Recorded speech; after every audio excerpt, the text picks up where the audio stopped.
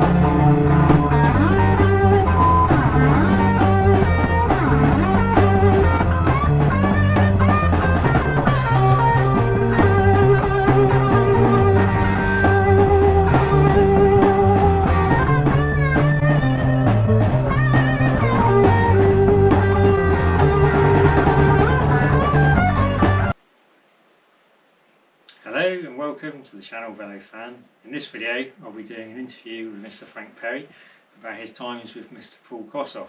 I've got a list of questions, I have written them down because I've got quite a number of things to go through, so we'll just be reading them out and getting the answers as and when they come.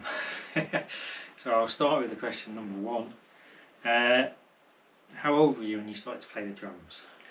Alright, well it would be spring. I was coming up to 16 years old. It was last term of school, so it was like a spring term, and I was starting to think, I'll be leaving school in a few weeks, what am I going to do, like a job sort of thing. Yeah. And then it was a boys' school, there was about 800 or more boys there, and there were 3 of us that had long hair. Right. And in those days, if it went over your collar, that was called, it was like really. So there was 3 of us that were a bit rebellious, and so of course the Rolling Stones were out and the Beatles, so I thought, well, maybe I could be a musician. And then someone showed me some drumming things which I did extremely quickly, so I thought, I've obviously got a bit of talent for this. So that's how it went. Oh, okay. And then because I was at school still for some weeks, I bought, I think, about a 1 or 2 inch thick snare drum for a few quid, and a hi-hat stand and some cheap cymbals. And I was working down at Battersea Funfair, working down there, earning a bit of money, and then I'd buy these odd little bits to get myself started. And then once I'd left school and gone to GEC, General Electrical Company, as a trainee toolmaker, I was earning enough money to be able to buy a drum kit and get it on the second hand, on the pay it in instalments. Oh yeah. So I started off just getting little bits and sods, and then I got a decent kind of kit. So then I started playing at home, practicing. Okay. How old were you when you joined the Black Cat Bones? That was summer '66, so I was coming up about 18 years old. Yeah, Oh, so you'd had a couple of years. Yeah, I played in a rhythm and blues band that I called Abstract Sound. I can't remember how I knew those guys, but we used to rehearse quite a bit, I think at the guy's mother's house. And then, and then I don't know what happened with that band, maybe I stopped playing, I don't know, but I must have seen an advert for, like they were auditioning for a drummer for Black Cat Bones. The drummer was, I think, a guy called Andy Berenius. He was a friend of Paul's, and he was going off to university or something, so they needed another drummer, and he sat in on the auditions, and he told them they should get me.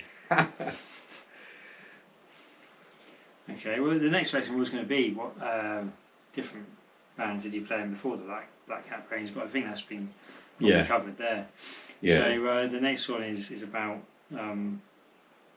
where the rehearsal sessions were, where they were, the ones that were recorded by your dad and subsequently got produced on the... They were off Tottenham Court Road. There was a little street there, that obviously had houses, and we used to rehearse in the basement flat of these houses, and I think twice a week, Tuesdays and Thursdays, something like that. So we used to have to take the stuff downstairs into this basement room. That was just somewhere they hired out to anybody to use. Yeah. Mostly, yeah. Must have been hired out to musicians or something. I didn't deal with that. It would have been the Brooks brothers probably dealt with that. They were in charge of the band. They set it up and all that. And that's where all the recorded. Yeah, that's where my father recorded. Yeah, He bought a came reel-to-reel tape, and he quite liked blues anyway, so he used to like recording it, you know. Yeah, that's cool. And so still got a fair few numbers of reel-to-reel tapes of all the recording the sessions. Okay. Next question is about whether you knew Paul Kossoff before joining the Black Cat Bones or not. No, I didn't. No, I didn't know any of them. Okay. Well, the two brothers, as rhythm guitar and bass, they were the main thing. Paul was lead, of course. Then they had the singer. Yeah, no, I didn't know the singer either. We changed the singer after a while from the guy who was first. He was a bit of a shouter, yeah, whereas the other guy had a bit more of a voice. And yeah. Okay, and the next question is about because obviously at the time that you were in the Black Cat Bones, both you and Paul were very young. Yeah. But I'm just more interested to know whether you think at that time you kind of realised, you know, what an amazing player Paul Kossoff was, or whether it's kind of later down the line you could then look back on the recordings and think, oh yeah, I can see what he's doing at that age, you know. No, I think I knew at the time he was good, you know. I think it was kind of fairly acknowledged. We didn't do a lot of gigs, but we did used to do the marquee and that a bit. We were mostly rehearsing for, I'd say, a good year, you know, and then I guess they started to get gigs and things, and you know, so I think he used to work in Selma's, so he used to play a fair bit, you know, in his lunch break and whatnot. But no, I thought he was a very good player. I got on very well with him, so you know, yeah.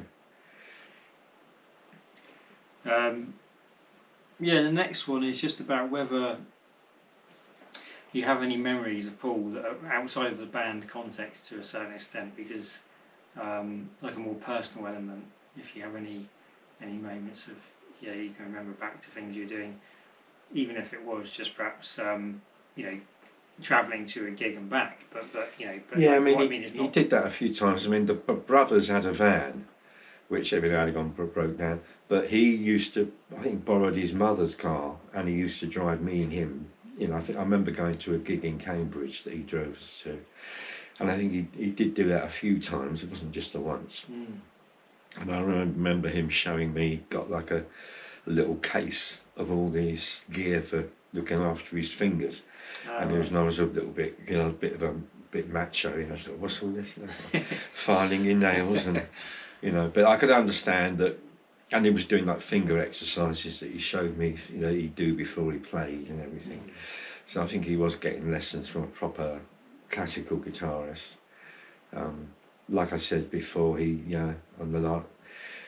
went to a free school, so he didn't have to go to any lessons. So he just played guitar all day, and you know. And he didn't need to go to other lessons. He spent most of his working life playing guitar, so it's not like he needed A level in maths or anything.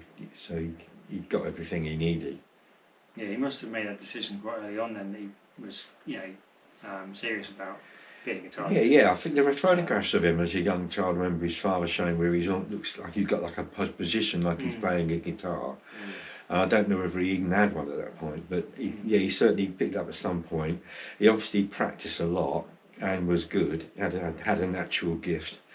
And then I think he was friendly with Eric Clapton. They swapped a few guitars, and then with Pete Green, it was Pete Green's Fleetwood Mac in those days. And I think I know he was getting lessons from Peter Green towards the end of my time there. And so he was that kind of slightly more laid-back way of playing came in. Prior to that, he could be quite busy. And then when he was studying with Peter Green, it changed a bit, you know. But no, yeah, I knew he was we were one of the top 2 blues bands in the country, you know. There was only one other one, I think Savoy Brown Blues Band or something like this. And we were a Chicago blues band, so it was quite restricted. But it wasn't a very big thing in those days. But towards the end, at the time I'd left, it was all starting to take off. So,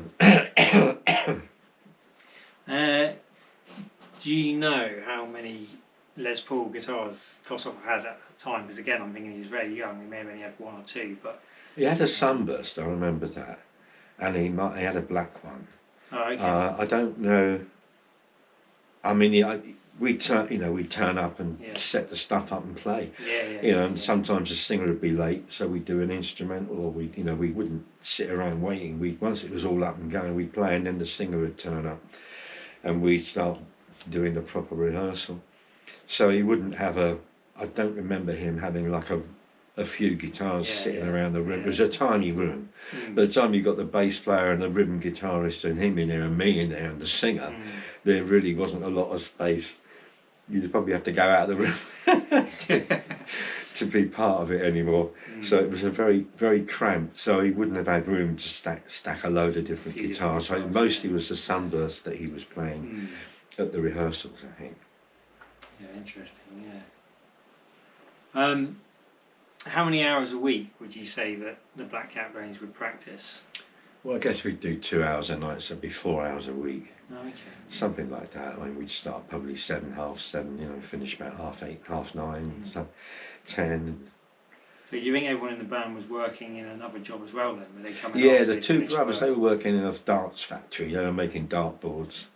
I don't know about the singer. I didn't really know much about him. He came from a different part of London, so they were up in High Barnet. They lived up in Barnet, the brothers, and then Paul was up near Golders Green, and I was up in top of Hampstead. So we were all quite simple from a similar neck of the woods, whereas the singer was from South London. So I didn't really, and like I say, he often turned up late. So he'd turn up, we'd start singing, and he'd go home. So not much of a chance to get chatting to him, because.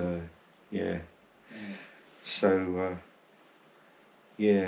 I think once in a while we'd go up to the brothers' place and we'd listen to some music, some blues music, with the idea of maybe doing a new number, But Did those brothers live together, did they? Yeah, they lived at home with their parents. Oh, okay. Yeah, again, obviously everyone was quite young. And they were the only, I mean, we were all about, I mean, I was 18, Paul was 17, I think he was just that little bit younger than me. And then the boys, Derek was the older one, he was probably the oldest person in the band, and then Stuart played the bass player, he was his younger brother, and then the singer was Paul Tiller. Prior to that, it was a guy called Del Robinson, who, as I say, was a bit of a kind of a shouter and a bit of a loud boy, He was a bit of a poser. But the other guy, I got a bit fed up. I felt he was a bit restricted in what he could. We were doing a number that needed more of a voice. He just didn't have it, It's all about my baby. It's sort of like that sort of thing. But gotta live close to you, baby. When the people are wanting to dance and get a bit closer together, you had to have a few numbers like that, And he didn't have much of a voice for that. I remember it was so funny. We were at some place and Jesse Fuller was there, a famous blues band guy, and he had this contraption which he played with his feet, that played like the bass part, Oh, okay. And he was watching this guy, this Del Robinson, this singer, strutting around. He was like watching him like, oh, so bloody hell, who the hell are you then? But the rest of we got on with, but that singer was definitely a big-headed sort of. It's quite amazing when you listen back to the recordings that your dad made, thinking that Paul and yourself, 17, 18, Yeah. Like I say, it's very young to be playing at that level. I suppose when you look at like Led Zeppelin and some of these other bands, they were probably also very young when they first started. Yeah. But it's just interesting to see, and then I think you can tell from those early recordings to then the very end of Paul's career, like you say, that kind of transition from busy and showing off that kind of way to the end, leaving a lot of space and playing a lot more. It's still as engaging, but it's just not all busy and stuff. So you can see that he changed through age, I suppose. Yeah. But when you listen to the early recordings, like I say, because most people only would have heard from 3 onwards. Most people haven't heard of the Black Cat Bones. So even in 3, he's still a bit busy. But if you go back to this stage, you can see, it's even busier. Yeah. And like I say, by then when you go off the back end of that, he's in Backstreet Crawler, you can see again he's changing his style again. So yeah, I mean, this is a totally undocumented period of his life. I mean, we've got about a couple of years of rehearsal tapes there, and you know that's all there is of him playing at that time. At that age, yeah. Yeah. So I don't know enough about him, but I don't think he was in many bands or any bands before the Black Cat Bones. I mean, I've not heard of anything that's been released, recorded. I don't know. I don't know. There's no albums that I can be thinking of that are before that. Oh no. So you know, maybe he obviously was playing in bands, but it wasn't at a level to be recorded and stuff like that. So. But yeah, I mean, you know, the next thing I was going to move on to is what different venues did the Black Cat Bones play at? We played the Marquee. We used to do that about once a month, and then we did a New Year's Eve concert there with Eddie Boyd backing him, and we used to back Champion Jack Dupree a few times. Yeah. He'd get gigs and we'd be booked as his backing band. We played a pub. It was a pub that Pete Green's Fleetwood Mac used to play in, and we were the support group. And I can't remember what the hell that was called, but it was still in London. Oh yeah. It must have been known for music then, live music. Yeah, it must have been known for blues, and that must have been they must have been the regular band there. Pete Green's Fleetwood Mac, and they would have been. They'd have been playing the Marquee 100 Club. We played the 100 Club a few times, but we mostly did the Marquee. There was another club around that way, Tottenham Court Road, and that called the 100 Club. And I remember we did a gig there with Pink Floyd. We were on with them because my snare drum got broken. Somebody knocked it off the stand and I had to get it fixed. Yeah, I weren't best pleased.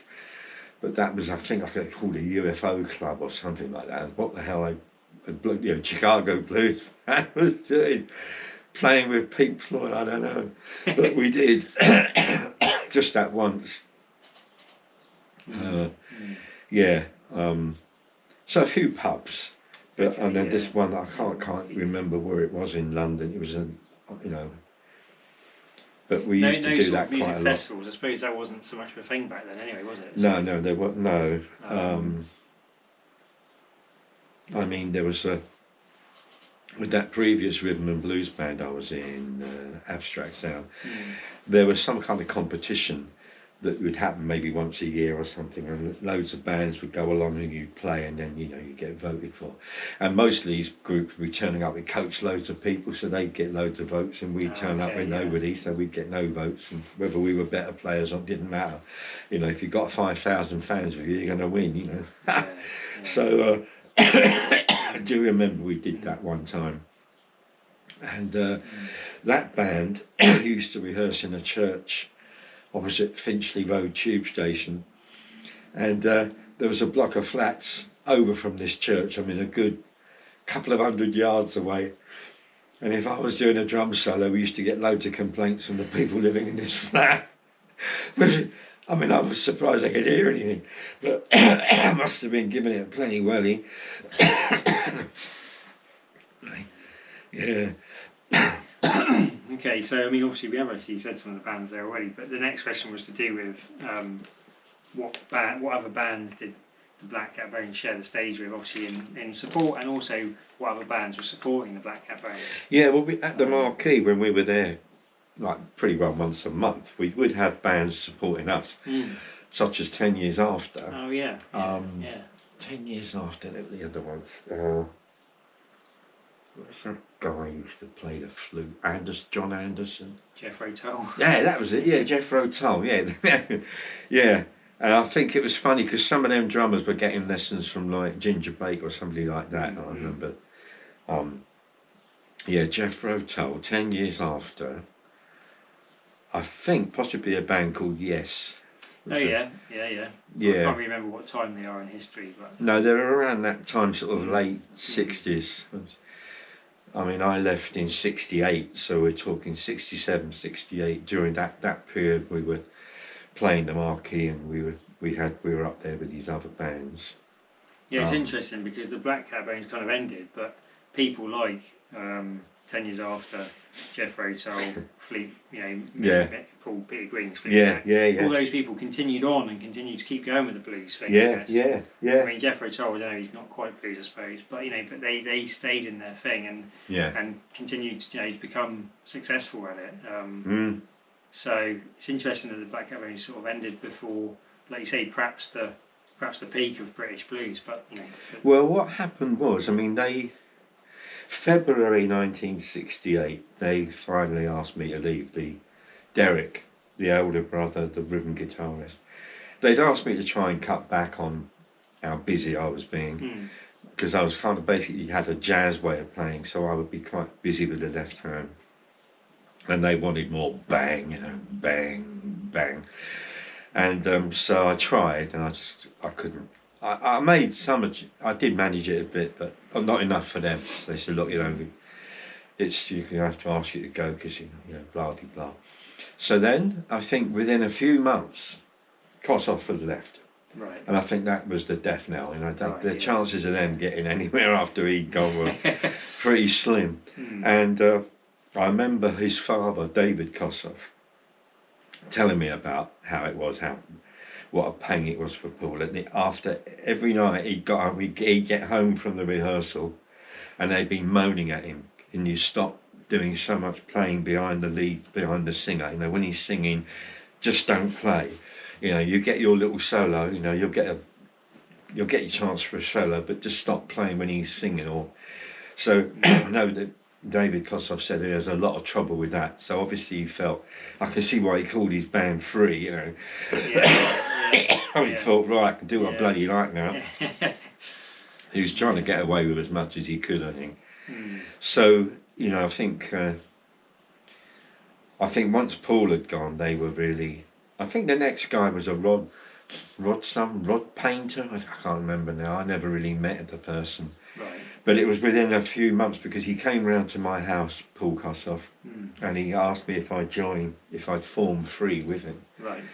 And I'd moved on to playing jazz at that point, and I said to him, "No, I'm playing jazz now. I'm actually playing avant-garde jazz, you know, so which was like a brand new field. Like hardly anybody, there was 6 people doing it in the entire country. So, you know, I had lots of scope there. It was all wide open. Whereas this blues band was like, we played these same tunes. It was like a mini opera. I knew it all back to front, inside. You know, I knew every fill-in because we rehearsed it several times a week. We had about 9 or 10 numbers, which didn't have a huge range of songs, you know, so the time you've been rehearsing that for 18 months or so. Anyway, so I think that they probably shot themselves in the foot there. I think they got an agent. I can't remember his name, but I think he was starting to manage a few bands that were doing blues, you know, and so he was. And I think he kind of put the boot in with me. I think he was saying if you had somebody who was doing more like a Ringo, you know, you'd get people would be, you know,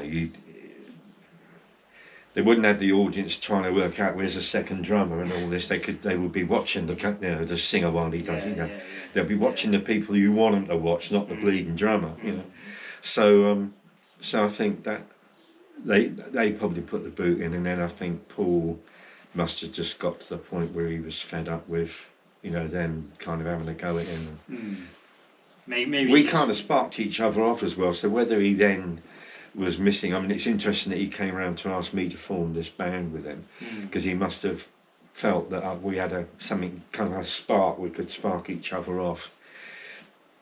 And I remember the New Year's Eve concert at the Marquee with this Eddie Boyd. In the interval, Paul came over and said, "Oh, he's the guy, you know, this black bloke, he's moaning about your cymbal playing." I said, "What? Yeah, what do you mean?" He said, "Oh, well, apparently you're kind of pushing it and driving a bit, and he wants it a bit more laid back, you know, sort of a bit more behind the beats." I thought, "Oh God, who's this twat? You know, he's telling me how to play the drum and telling me how to play the piano." And then they said, "Oh, somebody wants to speak to you." I thought, "Oh God, someone else in the audience is going to come up now and start telling me, you know, don't use fingers." I don't know what, but it was a fan who wanted a pair of sticks, and I said, "I only got 2 pairs. I got a heavy pair for slow numbers and a light pair for. So if I can't give you any, I want nothing to play with." I didn't break sticks, you know. Whereas most drummers would do a lot of rim shots, and you just get through sticks in no time. It all smashed to pieces. So, but I never forget that. I thought, "Oh God, somebody else is going to have a go at me now." It was the complete opposite. So how long were you in the Black Cat Bones for? About 18 months. It was 18 from months. summer of '66 until February of '68. Right, okay. And then, is this question, like I say, I'm kind of hoping won't offend the Kossoff fans, but they must all know, so it's not exactly, I mean, you know, but I'm just curious, because obviously towards the end of his career, drugs was a massive problem in his life. Yeah. But I'm curious as to whether you were ever aware of him getting involved with that stuff when he was in the Black Cat Bones. No, I wasn't aware of it at all. I would think that he had nothing to do with it, but I don't know. I mean, he might have popped a few, but he didn't. I think he smoked cigarettes. I think they'd stick one on the end of his guitar string. But I never saw him taking any kind of drugs. I didn't hear of him doing any drugs. The rest of the band didn't do drugs. I mean, their drug was alcohol, I think. You know, so maybe it just came later, like when he was in the more rock world, because obviously I guess it was more, you know. Yeah, he would meet those kind of people there at rock parties world. and things, you know, because they were they were the sort of pop end of blues, weren't they? It was making a bit like Cream, was making it a bit more popular, where you could earn a bit more money at it rather than being dedicated blues players starving to death. No, I think. I honestly didn't get there. Whether he popped any kind of pills or not, I wouldn't know. He could do that before he left. No, but obviously home. Wasn't a problem, because like whereas later No, it weren't a problem. You know, later in his life, he was so unreliable that the bands would be like, oh, you know, is he going to turn up today? Is he going to be able to play, or is he going to be all mangled? Or you know. His father used to tell me about that, and then his father used to go around doing a show. It's called Late Great Paul, and he would talk about. He'd pop in to see his son, you know, this great guitarist, and he said he wouldn't be able to even get his fingers around the fretboard, or he'd just, you know, he'd break his heart in those things. The guy used to play all the time. Now he can't even. The thing he loves in life, he's screwed up, you know. Yeah. But I think, how could he? You know, he stands up there talking about his son getting spiraling down, you know. But he's obviously wants other kids to know. Don't get involved with this. Trying to tell other people don't. Path, So I think that's the same as any parent. If they see their child going down and then end up dying or whatever, then like that. Then it's like, wow, like that was a problem in his life. We don't want anyone else to fall into that trap, I guess. Never aware of any kind of problem like that. And he was always on time, you know. You know, no problems with Paul.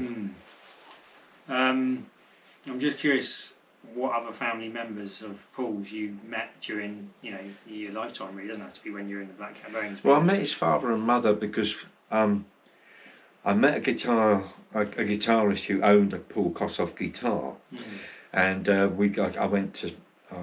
met him after a meeting, and we were chatting away, and he happened to mention this, and I said, "Oh, I've got these recordings of rehearsals with Bilo," and he said, "Oh, really? You know, I'd love to hear that kind of thing." I said, "Well, yeah, I don't mind. Anybody who wants to hear it is welcome." So he turned up, and then he said, "God, that's the best I've ever heard him play. It's amazing. So you've got to put together a cassette of some of these and send it to his mum." He said she would love it. They just love anything with Paul. She's got recordings even on a toilet in Japan, you know. So it's kind of like she's that, you know what I mean? She's dead, you know. She anything. So this is like gold dust. So I put together I think I can't remember if this guy helped me, but we somehow I put a cassette together, sent it to them. Must have got his address from somewhere. And then they got back, and at this point, I think he must have taken it to Island Records. And then there was the idea they were going to put out a triple album, vinyl, 2 albums of free music, either some outtakes or stuff that didn't make it to the commercial album, and then 1 album with the Black Cat Bones stuff. Right. So, you know, I was then editing the tracks, choosing tracks, you know, to put on this album that went with the kind of box set, and then the Brooks brothers were dealing with these negotiations of the money and all that, and then in the end, David Kossoff said, "Oh, they've blown it now. They wanted so much." He said, "Thank God I haven't got to go to meetings with that boring lot anymore." And he said they obviously were trying to get as much money as they could, and it was all a bit like that because David Kossoff was saying how.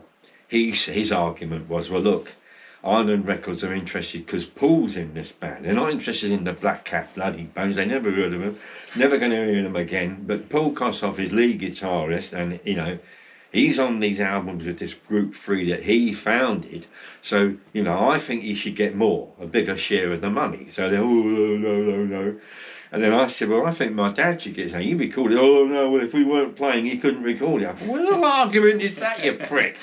You know, you ain't got any means of making money out of this except the recording things he did. You know, and then you sit there and say he couldn't have done it if we weren't playing. What an idiot. But anyway, so they were a right pain in the neck with all that. So they just blew it. They shot themselves in the foot with Island Records and went back into obscurity. I think my dad said they'll end up back at the Darts factory. They're not going anywhere. So you met his dad, and then did you meet his mum as well? Or? Yeah, I met his mum because they invited me round for a meal. Oh, okay. And his dad, I think, he must have taken me on 1 or 2 of these things where he's giving his talk about late great Paul. And he must have come to see me to talk about how things were going with this project with Ireland, you know, and getting these records and that. So I met his mother a couple of times, yeah. And she was nice, a quiet little lady. I got on well with them. I liked them. I liked the Kossoffs. And I met his dad once before. He turned up at a rehearsal. And I was playing with my eyes shut. And I was aware that the energy in the room had changed. I don't know. But then when I opened my eyes at the end of it, David Kossoff was in the room and he brought a big pack of Coca-Colas or something. So once we stopped playing, we all hit the Coca-Colas and that. So I thought that was considerate of him to bring something that we would enjoy and have a little break, you know.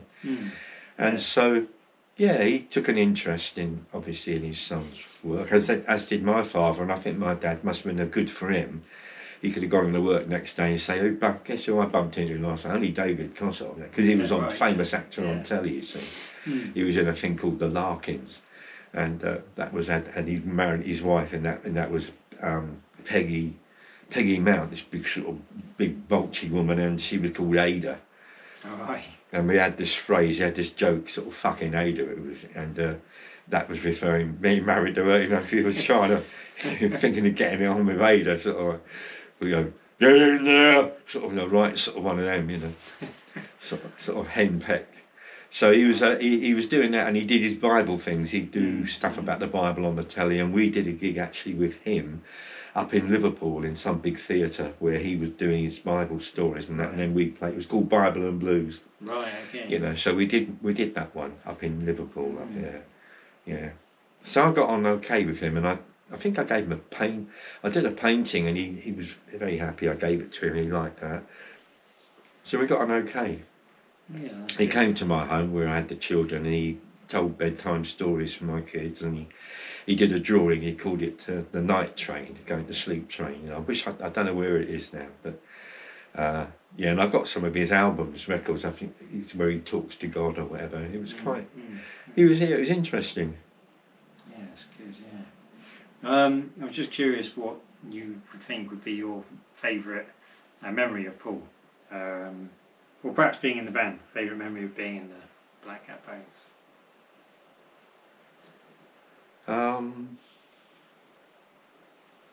I don't know. I mean, I think that, as I say, I obviously did have this kind of driving style, kind of pushing. And so if he was doing a particular solo and he was, you know, it'd be a time when it sort of sparked and he'd be really getting into it, and I'd be, you know, we'd be very close there, you know, I'd be up with him kind of thing. And, you know, so...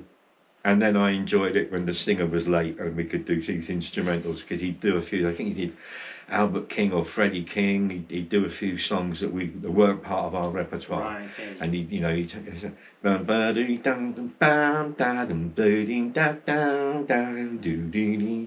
that was one. I can't remember what it's called, but it's on the rehearsal tapes. Because when the singer didn't turn up, so I quite enjoyed the chance to play some different tunes when the singer weren't there, you know. So, but otherwise I just got on okay with him, and I don't know if there was any particular highlights, but certainly when we drove off in this car together, that was nice.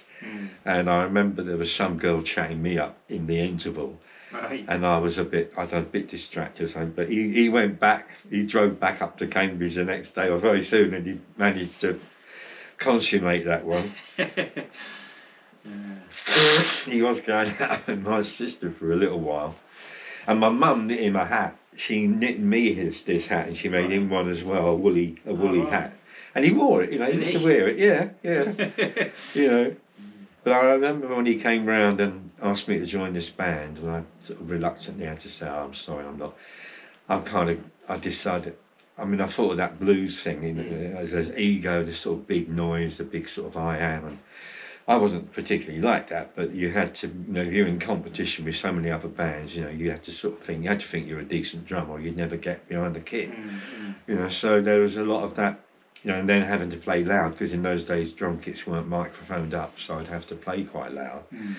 And so then moving into jazz, which already no worries about, everyone's acoustic, so that's not a problem anymore. You know, and I had the technique for that. I mean, I learnt drumming from a couple of kids at school. You know, I've never had any lessons in any drumming. You know, one guy, someone was banging on a desk. It was a thing in the charts called Wipeout, and so I said, "Oh, what's that?" He showed me, and I could do it straight away. So I thought, "Oh, what else?" And he said, "Oh, you better see the guy who's teaching me. He just showed me the basic 2 standard rock rhythms." 10 minutes I'd done that. Went back the next day. "Yeah, I can do that." And he said, "Oh, let's have a look." "Oh, you better see the guy who's teaching me." So he's a top guy in the school. You know, he plays in the school band. You know, and he jazz drummer and that. So he shows me, so this hand you want doing that, ding, ding, ding, and then whatever you like with this hand. So I'm about an hour on the chair, maybe an hour and a half on my dad's armchair on the arms there. And then went back the next day, "Yeah, I can do that." And he says, "Let's have a look." And then he swore, "It took me 5 years to do that." He said, "You better get some sticks." And that's the sum total of my training, you know. And then he happened to mention a one-hand roll, and I just imagined he meant one that was going like a daddy mummy roll just with one hand. So I trained myself to be able to do that. But he might have meant a press roll, you know, but I don't know. I didn't push it any. I just know he was doing the finger technique that Joe Morello was doing. It was like you sort of play drums like that, like a couple of hammers, or you're using your fingers to do far more subtler stuff. So he'd shown me all that kind of finger technique and stuff. So then, playing in this blues band, when I left that, I went down my local record shop, and I was friendly with the guy there, and "How you getting on with the blues band?" I said, "Well, I've just left, you know." So, "What do you think they're doing now?" I said, "I thought I might have a look at jazz, you know." I said, "Oh, a mate of mine, he plays saxophone, you know, alto sax. He's looking to find some people to play with." And so I met this guy, Mike Sullivan, and he took me to see this band called the Spontaneous Music Ensemble that were playing avant-garde. It was the right cutting edge, the most weirdest stuff I'd ever heard. And you know, so I was up all night trying to work it out. I was thinking, what's going on here? This is chaos. And it finally clicked, and I thought, oh yeah, right. And I could see it was my way ahead, so that was it. So when Paul turned up, I said, I'm sorry, I'm into this other thing now, a very, very different kind of thing. And I find that quite amusing, because I've read somewhere this guy, some other drummer, big-headed kid, Steve someone. Simon Kirk. Yeah, Simon Kirk, that's it, who goes on about, and he brags about he'd taken over from me in the Black Cat Band, how he's gone up to Paul and said, "I don't know what that drummer's doing, and he don't know what he's doing. I'm much better than he is," and blah de blah. And then Paul said, "Well, he's getting fired tonight anyway," or whatever it was. So I think it's so funny that his kind of take on it seems to be, "Oh, he's this amazing drummer and I'm this piece of crap." And then when it comes to Paul forming the band, he's knocking on my door first. And if he did end up with that bloke, he was obviously second choice. So I find that very amusing. But like I say, his friend was the drummer in the band, and he told him to have me. So he knew even if this idiot couldn't work out what I was doing, he knew some of the advanced stuff I was doing. But that was happening all the time anyway in jazz bands. I play in jazz bands, and they would be playing regular jazz, you know, and the drummer there would be sitting there in the audience, and my dad would be sat behind me going, "What's he doing? His left foot's all over the place. What is he? I can't even keep a straight rhythm, you know." And I'd be doing polyrhythms. I'd be playing one speed with this foot and another speed with that hand, and I'd be playing these polyrhythms. And because this guy didn't know you could do such things, he would just think I didn't know what I was doing. Because this foot would be doing, and I'd be doing that even in the Black Cat Bones, you know. I'd be playing like 3 out of every 4 with this foot, and just to make it a bit more interesting for myself. But then everybody would be looking for the other drummer, and then the singer got really wound up, Next time, tomorrow, when we're doing that number next time, you just do the regular. I don't want you doing any of that flash stuff. Because I had people in the audience again, and they're all saying, everybody's looking. Where's that other drummer? Where's the guy going diggity up, babbling up, diggity diggity that, playing on that snare? Where is he? And so they're not looking at the bloke's doing his harmonica solo, and no one's looking at him. They're all trying to find where have they hidden this drummer? So that was the end of that, mate. One little moment of glory there. So I think when he came round, that was nice, and it was kind of tempting. And I bumped into him once on the street. He would form free, and they were obviously doing quite well at that point. And yeah. Well, you bumped into Paul at that time? Yeah, on somewhere around Soho, somewhere on a main road, crossing Tottenham Court Road or something. I don't know whether he was nipped out from a rehearsal and was going back, or whether he was still working at Selma's. I don't really know, but just to sort of, how you doing, how's the band? Yeah, You still got the group, You still playing jazz? Yeah, I'm still doing this weird stuff, starving to death, I'm a real artist. Okay, so what instruments did you have during the Black Cat Bang? So I'm presuming just normal kit drums, but I'm meaning more like what make of drums, what make of cymbals. Oh, right. Well, I had, well, as I said, when I saved up to buy our hire purchase drum kit, it was Premier. I got a Premier drum kit. That was bass drum, floor tom-tom and small tom-tom. I bought a second-hand Ludwig snare drum, chrome snare drum from someone at school or somewhere. I managed to get one of them. I didn't get that from a shop. Then I got the cymbal stands, and I think the cymbals I was mostly at that point would have been like Premier cymbals. They were pretty cheap. It was only when I became an endorsee for Paiste that I started to buy Paiste cymbals. I mean, I think I just I wasn't too bothered. If I wanted a cymbal, I'd go into a shop and they'd just have racks. And in those days, every cymbal was kind of different. So you just work your way through until you got one. You thought, oh, that's the sound I'm looking for. That's cool. And I think if it was a Zildjian or whatever it was, I wouldn't care. If it was the sound I wanted, that would be it. But the Premier, these other ones, the hi-hats were pretty cheap and nasty, but they were all right. They got me through that period, And then I'd gradually be able to move on to something that sounded better. Okay. So it's just a 4-drum setup and then 2 cymbals. And the final question then for this interview is a tricky one. What lessons did you learn from this time in your life? That particular time of being in the Black Cat Bangs? Well, I guess mostly to sort of follow my own truth, because I was doing what I felt, what came natural to me, and that didn't suit them. I, at the time, had no idea what the game was. Right. I realised 15 years later, I kind of thought, oh, wait a minute, when we got invited to go to their house and listen to these records, I'm thinking it's like, hey, what do you think of this tune? Do you like it? Should we do it? Then I realised, oh, maybe their idea was I'd listen to what the drummer did and make sure I did exactly what that drummer did. I'd reproduce the record, which never occurred to me. I just wanted to know, what's the time signature? Right, it's in 6/8. What sort of tempo is it? Is it a 12 bar, 8 bar? When can I do me fillings? That's all I want to know, and then I'm off. I don't. So it never occurred to me to try and copy someone else.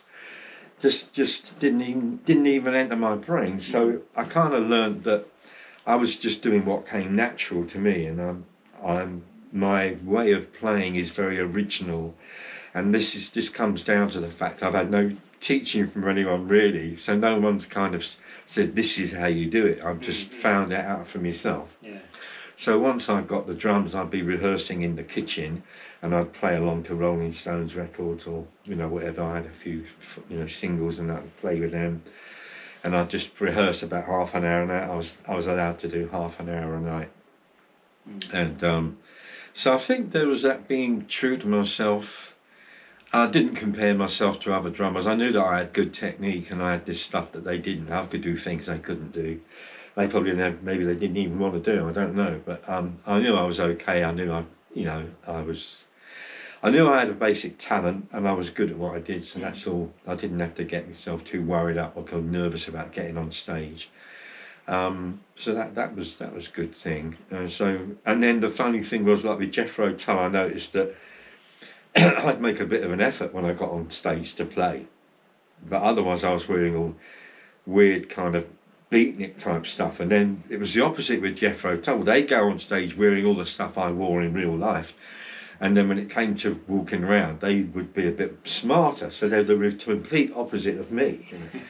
And I'd hitchhiked to Morocco with my mate when we were 16 in '64, and I bought some Moroccan slippers, like leather slipper things, and I was wearing my Uncle Ted's army jacket. This is before anybody was wearing army jacket, even Hendrix, any of that lot. And I'm walking around Hampstead because I ain't got anything else to wear. I'm working my Uncle Ted's RAF flying jacket.